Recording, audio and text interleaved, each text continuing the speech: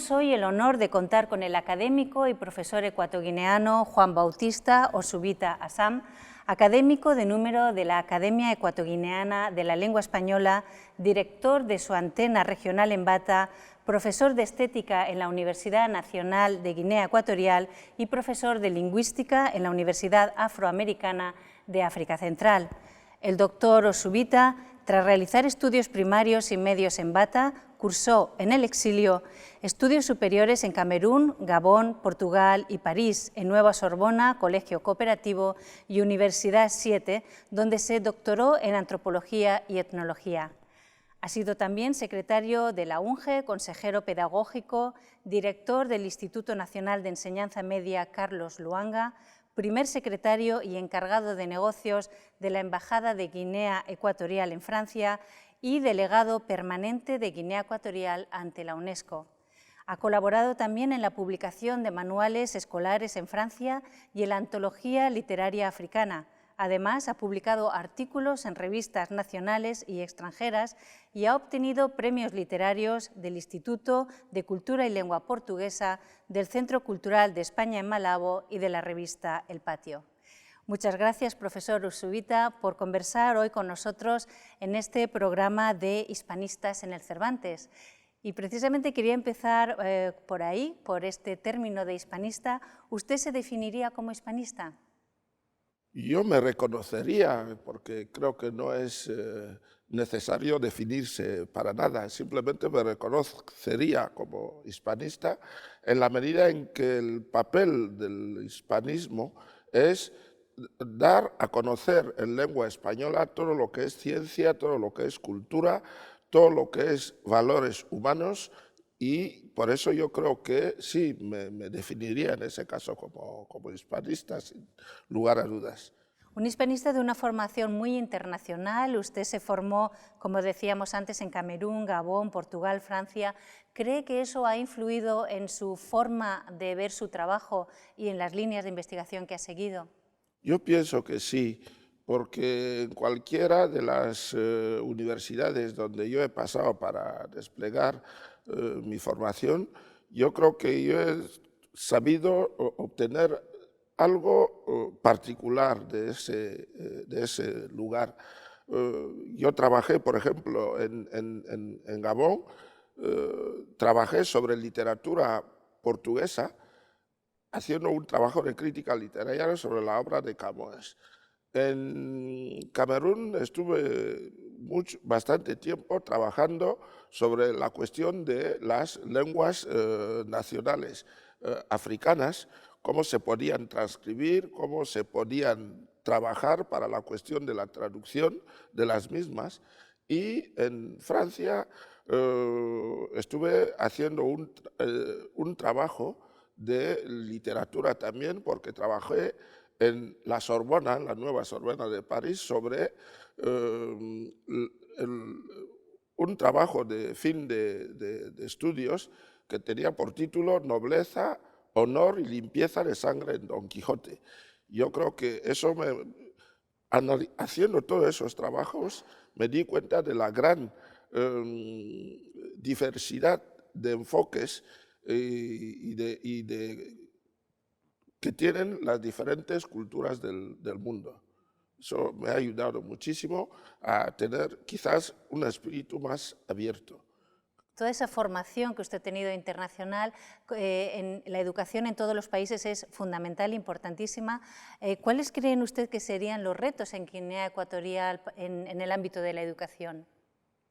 Hay una voluntad política marcada por realmente impulsar la educación, solo que yo creo que nos hemos centrado mucho en la cuestión de las infraestructuras físicas que se han ido realmente construyendo a lo largo y ancho del país.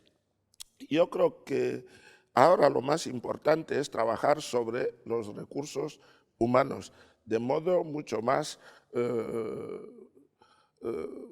sólido, de tal suerte que se tenga muy presente los tres aspectos que hay que desarrollar en toda formación básica, que es el saber, los conocimientos que hay que adquirir de modo teórico, el saber hacer, sobre todo este segundo aspecto, que es un poco cómo hacer frente a la solución de problemas concretos que se plantean en la vida. Cómo hay que estructurar un texto, cómo hay que elaborarlo, cómo se debe tener en cuenta la forma de aplicar las reglas del saber, del conocimiento adquirido teórico en la práctica de todos los días. Y el tercer nivel, que es el saber ser y el saber estar. Es decir, que ¿por qué debemos respetar quizás las normas de ortografía en lengua española? Simplemente porque, sabiendo respetar las normas de la lengua, estaremos atentos también al respeto que se debe al otro en el momento. Sabiendo escuchar y seguir el razonamiento de uno, es mucho más fácil establecer el diálogo, que es el que hace que realmente las sociedades puedan ir adelante. Yo creo que la educación debe desempeñar esa formación y desplegarla de un modo más sostenido. Y quizás ese aspecto es el que haya que realmente tener muy presente en la educación que nosotros pongamos en funcionamiento en adelante. En la educación o en el sistema reglado, al menos en Guinea Ecuatorial, la lengua vehicular es el español. Exactamente. Pero este es un país multilingüe, tienen ustedes muchas lenguas, incluso lenguas oficiales son 3. ¿Cuál cree usted que es el papel de todas estas lenguas en Guinea Ecuatorial? Es el español, pero yo creo que las lenguas que nos hacen realmente, creo, más cosmopolitas o más del mundo global de hoy en día son las otras lenguas. En Guinea Ecuatorial no solo están las lenguas europeas, que son las lenguas de colonización, el inglés, que realmente se habla y se enseña en la enseñanza reglada, el francés, que es el que más además se enseña desde hace mucho tiempo, porque nosotros vivimos en un entorno económico mayoritariamente de países francófonos, y eso hace que el francés aquí se haya seguido. Yo creo que se adoptó además el francés por la necesidad que teníamos de estar integrados en una zona económica bien definida, la del franco-cefa, y por eso hay más gente. Pero yo creo que las lenguas nacionales, las vernáculas, también son importantes y deberían encontrar un papel más importante en la enseñanza reglada. El problema que existe es que estas lenguas no están estandarizadas y por eso pues, resulta bastante difícil enseñarlas. Además de que aprender en un sistema reglado muchas lenguas al mismo tiempo puede hacer que eso vaya en detrimento de los otros aspectos de la ciencia. Es un delicado equilibrio que habría que encontrar para que realmente tengamos un conocimiento suficientemente homogéneo de las diferentes lenguas nacionales y las lenguas que se han hecho oficiales en el país. Porque me comentaba usted que las nuevas generaciones van abandonando esas lenguas vernáculas y cada vez hablan más solo español. Exactamente. Y lo van abandonando, ¿no? ¿Usted cree que en los medios de comunicación, etcétera, hay suficiente exposición a esas lenguas vernáculas para que los jóvenes se interesen y no quieran perderla?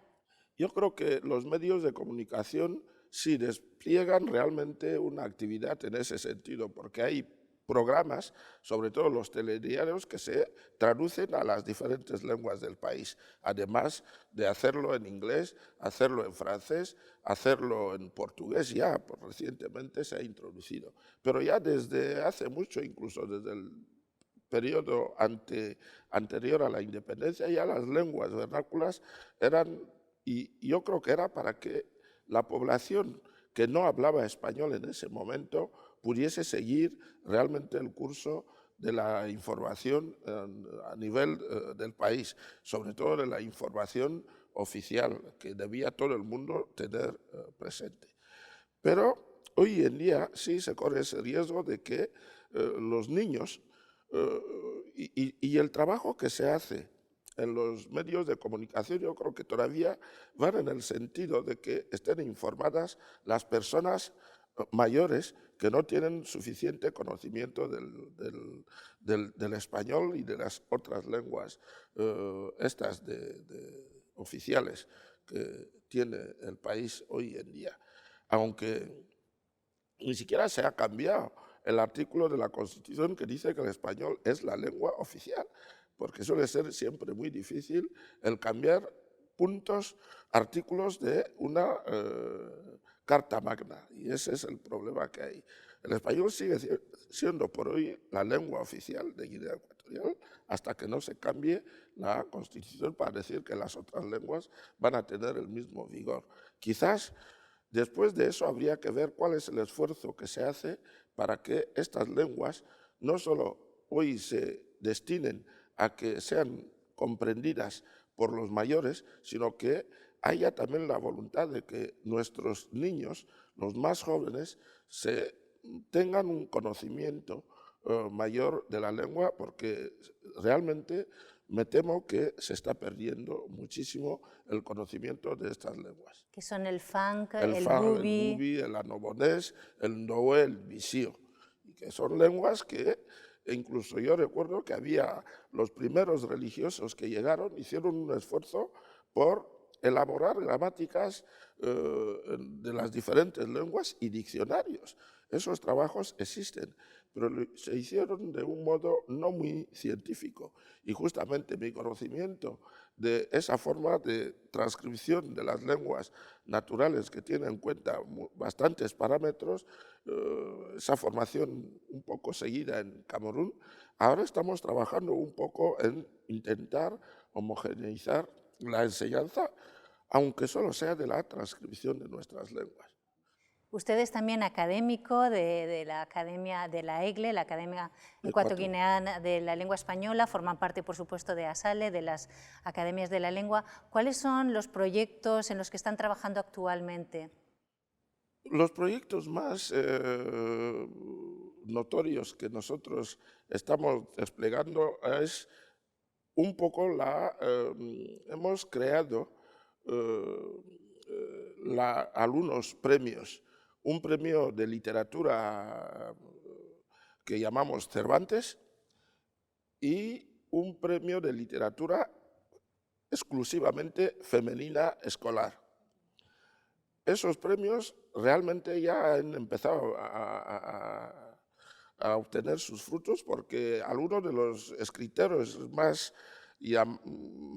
interesantes que tiene el país hoy en día, realmente yo creo que se han manifestado a través de ese concurso que ya lleva 6 ediciones y desde el 76 está funcionando, que premia generalmente a 12 autores cuando se merecen ese premio, solo que nunca hemos podido dar los 12 premios que se dan cada año, el día 23 de abril, que es el día del libro, porque la calidad literaria pues no suele ser la mejor, pero es un trabajo que creemos que está haciendo gran efecto a nivel nacional. Ha despertado creadores y ahora con el premio femenino también estamos haciendo que el elemento femenino pueda mejor acceder a este mundo de la cultura, digamos, universal. Y antes el premio estaba centrado en las 2 principales ciudades del país, Malabo y Bata, pero desde el año pasado hemos empezado a llevar a cabo acciones de sensibilización en el interior del país, a lugares donde a veces no había forma de que se presentasen personas para poder participar en el premio. Es un trabajo que se está haciendo y realmente está muchísimo animando a que la gente trabaje en ese sentido, tanto las mujeres como los hombres, en participar. Creo que es el trabajo que más da hasta aquí la imagen de la capacidad de creación y de la cultura del país, porque además los temas que hay que desarrollar son temas relacionados con las lenguas y las culturas nacionales. Por lo tanto, por el español y por las culturas nacionales es un proyecto faro. Otro proyecto es el proyecto de corrección de los principales errores que nosotros consideramos que deberían mejorarse. No es que se quiera hacer un español purista, sin embargo hay algunas cosas que pensamos que pueden mejorarse en la forma de hablar, de escribir, y corregimos carteles. En la televisión se da un poco de gramática básica española, pero centrada sobre las principales dificultades y los principales errores gramaticales que aquí son conocidos en el país. La Academia también ha hecho un gran trabajo introduciendo en el diccionario común, en el diccionario de la Real Academia, muchos términos muy interesantes del funk y del bubi, como abaá, balele, bubi, mamba o kumé. ¿Nos puede contar algo sobre alguna de estas incorporaciones al diccionario de las lenguas vernáculas? De las lenguas vernáculas se han incorporado, si mal no recuerdo, 45 términos que son propios del país y que proceden de las diferentes lenguas o etnias de Guinea Ecuatorial. Un caso concreto es el que ha citado, el balele, que son las danzas tradicionales que en todas las culturas nuestras existen. Y las danzas son un vehículo cultural muy importante en las tradiciones africanas, porque son danzas que imitan realmente muchas entidades de la naturaleza. Es decir, hay como se podría, la danza del cisne, si hubiese cisnes, pero nosotros tenemos la danza de la ardilla, como danza, y es fruto de una observación minuciosa de la naturaleza. La danza, por ejemplo, de algún pájaro, la danza del puercoespín. O sea, que imita la danza, el movimiento de estos animales. De estos animales. Y entonces ese trabajo es un trabajo eminentemente que ilumina sobre lo que las gentes piensan, porque incluso algunos pájaros, en el cantar de algún pájaro parece ser que extraemos lecciones de vida en función, digamos, de la forma de vida de ese animal concreto. Hay, por ejemplo, en la tradición Fa tenemos un árbol que se llama un término incluso que se ha reconocido como el de Calabú, el papel de un árbol para una sociedad. El ofen, por ejemplo, es el árbol girasol, porque sigue el movimiento del sol y orienta sus hojas en función del lugar donde está el sol y le sigue de oriente a occidente a lo largo de su recorrido al día. Y por eso es el árbol de la vida y es el árbol bajo el cual eran, digamos, formadas, constituidas las personas a través de un rito riguroso que incorporaba elementos de la naturaleza, que incorporaba no solo de elementos, seres vivos de la naturaleza, sino incluso de todos los minerales y demás para realmente la preparación de un ser humano en su totalidad. Y Alabá, por ejemplo, que era el centro, ¿cómo se puede decir? La casa, lo llaman casa de la palabra, porque se piensa que es solo porque ahí es donde la gente se reunía para un poco solucionar las diferencias que había entre las personas y donde a lo largo del día había solo generalmente hombres. Pero era mucho más que eso, porque era el lugar, un observatorio, por así decir, de la vida del poblado. Y el jefe del poblado estaba siempre en ese lugar. En la Abá. En el Abá. De tal suerte que era el centro mismo político y social y jurídico del pueblo. Y al ser incorporado a eso, nosotros hemos hecho ahora en la academia para rescatarlo, que ya tenemos una bar donde además enseñamos a centros construidos al estilo de un bar abierto al público, porque ahí es donde los varones aprendían la artesanía, aprendían, digamos, los dichos, los refranes del pueblo Fang. Aprendían a hacerlo casi todo en ese lugar. Y un dato importante era el centro, además, de vida social en la medida y que era la representación de cada uno de los poblados. De tal suerte que los fans siempre van a tomar esposa más allá de su sociedad. Y entonces una mujer que viene con una identidad. Se reconoce a una mujer que ya se ha casado en este poblado cuando era intronizada de algún modo. O sea, estaba 6 o 7 meses sin poder acceder a la bar porque todavía se pensaba que tenía cosas de su... Era foránea todavía, ¿no? Sí. Y entonces se organizaba toda una ceremonia, un rito durante varios meses, porque era acopio de todo, se le enseñaba las costumbres de la tribu y cosas por el estilo, cuáles eran los ríos donde más había pesca, antes de poder venir. O sea, era un proceso de aculturación cuando venía. Exactamente. Y entonces, el día que se celebraba durante hasta 2 días, entraba con todo el ceremonial y recibía el nombre que cada uno de los miembros de la familia le daba. Solo a partir de este momento, con la dación de nombre, se podía decir que la mujer quedaba integrada en esta nueva etnia. Exactamente. Sí. Profesor, una pregunta sobre la literatura de Guinea Ecuatorial. Una pincelada, ¿qué nombres tenemos que conocer de la literatura en español de Guinea Ecuatorial? ¿Algún libro que nos recomendaría a la audiencia que leyéramos? Realmente la literatura de Guinea ha conocido un auge, al igual que estamos hablando de la lengua, que realmente una situación que se ha disparado en los últimos años.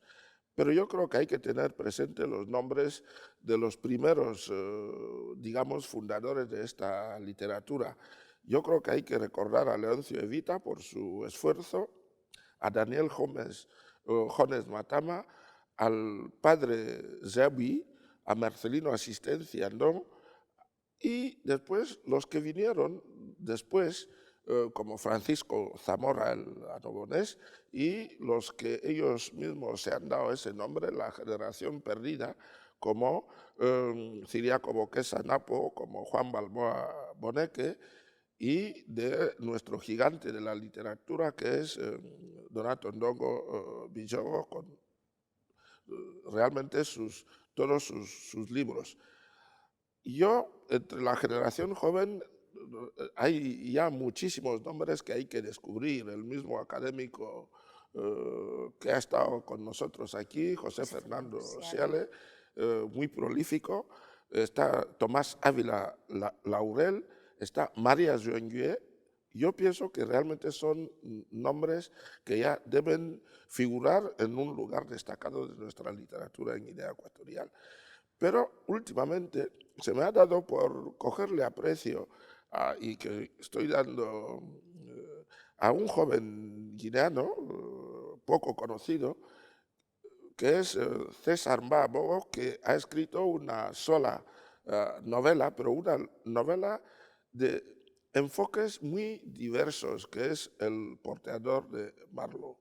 Pero yo creo que debe ser considerada la literatura guinea, y cada día se trabaja más en universidades africanas por su conocimiento y se está trabajando mucho con todos ellos. Profesor, una última pregunta para el Instituto Cervantes Guinea Ecuatorial es fundamental para el español como país hispanohablante. ¿Cuál cree usted que debe ser el papel de Guinea Ecuatorial en cuanto a todos estos temas del español? Yo creo que realmente, gracias, Yo creo que tanto para la lengua española como para la literatura en lengua española es importante que Guinea se constituya un centro de referencia, aquí un foco donde se despliegue esos estudios, no solo a nivel académico, sino desde diferentes focos, donde realmente haya profesores de español mucho más competentes y a donde puedan venir los profesores de otros lugares a intercambiar realmente experiencias y para hacer mucho más fácil el conocimiento del español y de la literatura en español en el resto de los países africanos.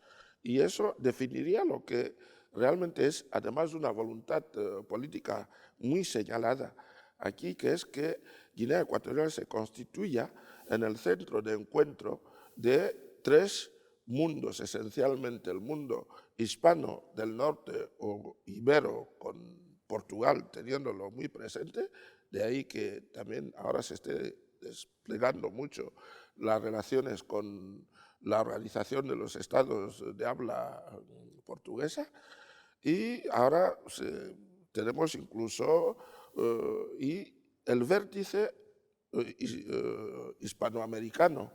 Tenemos ya muy buenas relaciones con el español y la literatura española de Norteamérica. Y entonces yo creo que Guinea está llamada a realmente desempeñar un papel esencial y fundamental para que se conozca el humanismo español, se conozca el humanismo africano y se conozca el humanismo de América del Sur y que habla latín como lengua de base clásica.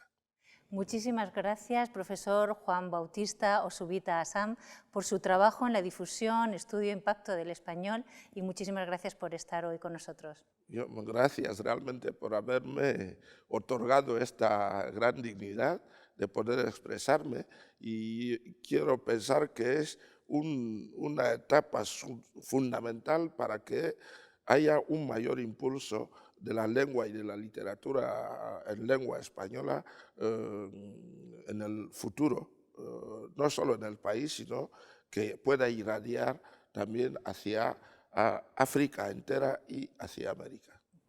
Muchas gracias.